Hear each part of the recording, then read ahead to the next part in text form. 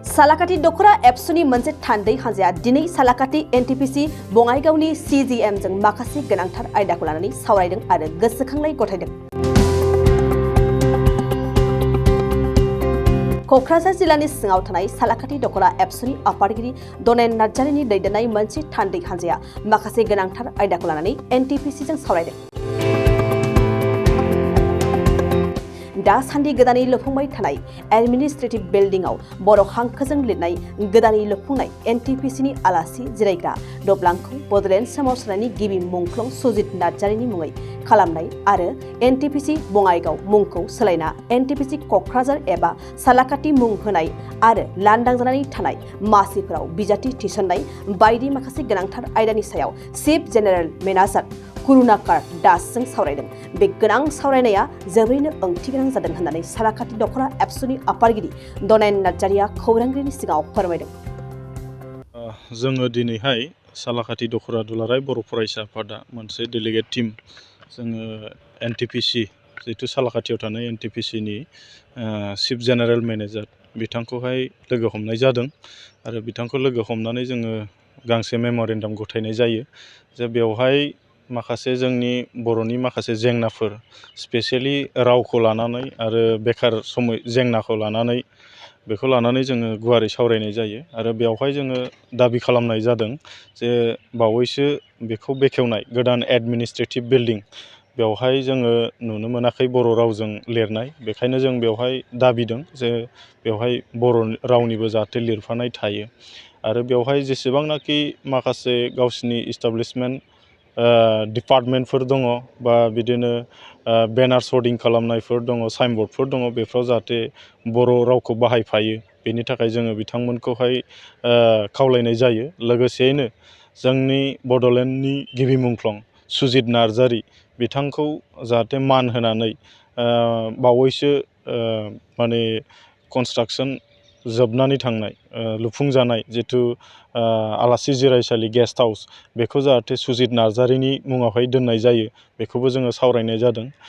बिथांमोना डिनाय खालामाखै, माखासे पजिटिभ रिजाल्टखौ जोंनो होदों आरो बेफोरबायदिनो माखासे जाहाथे बे इन्डास्ट्रिया मोनसे बड' मुभमेन्टजों जुरित थानाय, बड' मुभमेन्टजोंनो जोङो बेखौहाय मोनफुंनो हानाय मोनसे इन्डास्ट्रि जोंनि काउन्सिलनि गेजेराव नायल' जाल' मोनसे इन्डास्ट्रि, बेखायनो आरो बे फिसा मोनसे काउन्सिलावहाय जों जोंनि राव थुनलाइखौ बाहायनो थाखाय जों बिथांमोनखौ एप्रच खालामनाय जादों आरो जे जायगायावहाय नाम दोनथाव जायो बेखौ बर'निनो नाम जाहाथे दोनथों होननानै जों खावलायनाय जायो। लोगोसेयैनो जोङो बेवहाय खोनानो मोन्दों माखासे बेवहाय गोबांथार नन एग्जिकिउटिभ माखासे पस्ट भेकेन्ट जानानै दङ गोबाव समनिफ्राय। दायो जों बेनि सायावबो मेम'रेन्डाम होनाय जादों जे बेखौ थाबैनो फुलफिल खालामो आरो बेखौ प्रायरिटि बेसिसाव जोंनि बिटिआरनि सिङावनो मोनब्रै जिल्लानि सिङावहाय जिथु केन्डिडेट्सफोरखौ प्रायरिटि हिसाबै लानाय जायो आरो बिथांमोना खोब मोजां रेसपन्स होदों। उइदिन 3-4 मान्थनि गेजेराव बिथांमोना सार्कुलार होनायनि बाथ्राखौ बुंदों।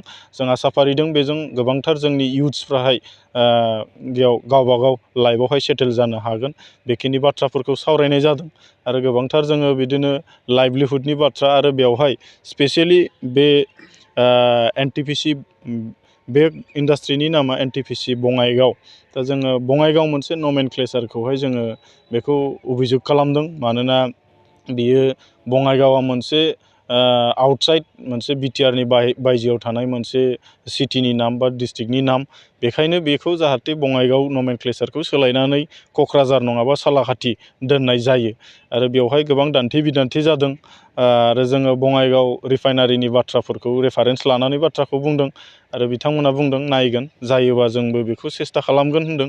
दा ओंखायनो जों खावलायदों जाहाथे बे मोनसे इमप्रपार नमेनक्लेचार, जेरावनाखि बेयाव बङाइगावआ बेनि खाथि थानाय सिटिबो नङा, आफ्टार नेक्स्ट माने चिरां जिल्लानि नेक्स्टनि मोनसे जितु जिल्ला, बेखायनो जोङो बेखौ मोनसे जोंनि काउन्सिलनि सिङावनो थानाय जाहाथे नामखौ दोनजायो, हयथ' बिनि सालाकातिनि नाम नङाबा क'क्राझारनि नाम, अब्ला बियो मोनसे कारेक्ट बा बिनि नमेनक्लेचारा जोङो प्रपार मोनसे लकेसनखौ माने मेनसन खालामनाय जागोन। बेखिनिखौ जोङो बाथ्राफोरखौ सावरायनाय जायो। CGM मानगोनां बिथाङा मोजां रेसपन्स होदों आरो जोंबो नायगोन जेन'बा बेखिनिसिमाव जोङो मोजाङै सावरायनाय जादों, नाथाय उननि समाव बिथांमोना माबायदि एक्सन लागोन बा जोंनो माबायदि मावफुंनानै देखायगोन, बिनि उनावहाय जोङो नांगौ जायोब्ला आरोबाव जोंनि माखासे एलाइड जोंनि माहारियारि आफादफोर जेरै बर' थुनलाइ, बर' समाजफोरखौ जोङो लाफानानै, बर'नि रायजो राजाफोरखौ लाफानानै बे माखासे डिमान्ड्सफोरनि सायावहाय जोङो आरोबाव हाबा मावनो आवगायलांगोन। सुबिदानि बाथ्राखौ जोङो सावराया नङा सावरायदों। दा बेवहाय स्पेसियेलि बिथांमोना लाइभलिहुडनि बाथ्राफोरखौ सावरायो आरो बेखौ प्रपार मोनसे डेभेलपमेन्ट बुङोबा बिथांमोना नैबेखौ लाबाय थादों जे स्किल डेभेलपमेन्टनि बाथ्रा। दा बेवहाय बिथांमोननिफ्रायनो मोनसे ओनसोलनि युथ्सफोरखौहाय जिहेथु मोनसे फिटनेस लाबोनो थाखाय माने जेरैहाय मिलिटारिफ्रावहाय माखासे पुलिस, पेरामिलिटारि, आर्मि बेफोरबायदि स्किल खालामनो थाखाय बा कम्पिउटार स्किल खालामनो थाखाय बिथांमोना क्लास होबाय थादों। जोङो बेखौ बरायदों जे बिथांमोना बेखौ खालामनायावहाय जों गोजोननाय मोनदों आरो बेनि सायाव जोङो नुनोबो मोनदों, माखासे मोजां रिजाल्ट मोनदों। आरोबाव बिनि अनगायैबो जाहाथे खालामबावो जों बिथांमोनखौ खावलायनाय जादों। आरोबाव माखासे जिथु डेभेलपमेन्टनि बाथ्रा जोङो सावरायदों जे बिथांमोननि इन्डास्ट्रिनि खाथि खाला जिथु इफेक्टेड एरिया बेनि माखासे इनफ्रास्ट्राक्चार डेभेलपमेन्टफोरखौ, लामा दालांफोरखौबो जाहाथे नोजोर होयो, बेनि सायावबो जोङो गुवारै सावरायनाय जायो। बाइक सालायनो मोजां मोनग्राफोरनि थाखाय गोजोनथाव खौरां।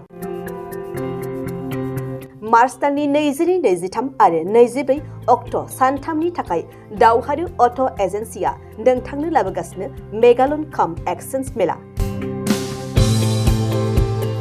बे मेगालन काम एक्सचेन्ज मेलाखौ क'क्राझार बड'लेण्ड गेस्ट हाउसनि साखाथियावनो खुंफुंगोन। बे मेलायाव बारा नङा 14,999 रांसिमाव डाउन पेमेन्ट होनानै बाजाज कम्पानिनि गुबुन गुबुन बाइकफोरखौ ल'नाव लानो हागोन। एक्सचेन्ज खालामग्राफोरनि थाखाय एक्सचेन्ज ब'नासबो थागोन। बाइक सालायनायाव हमनो थाखाय बायगिरिया बेसेन लायालासे हेलमेटबो मोनगोन।